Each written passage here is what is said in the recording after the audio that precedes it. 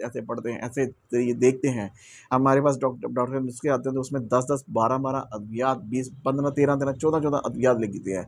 आपके सर दर्द की मेडिसिन लिखी है, आपकी पेन किलर मेडिसिन लिखी है, आपके लूज मोशन की है, आपके बुखार की है, आपके उसकी ब्लड प्रेशर की है, कोलेस्ट्रॉल की है। इस तरह मज़ीद यूरिक एसिड की मेडिसिन जो है वो अलग लिखी हुई हैं, शुगर की मेडिसिन भी वो अलग हैं। इस तरह अद्वियात लिख जाते हैं। फिर ताकत की मेडिसिन आपको दे दी जाती है, फिर उसके साथ-साथ नींद की मेडिसिन दे दी जाती है, फिर उसके साथ एंग्ज़ायटी की, डिप्रेशन की मेडिसिन जो है वो आपको दे दी जाती है।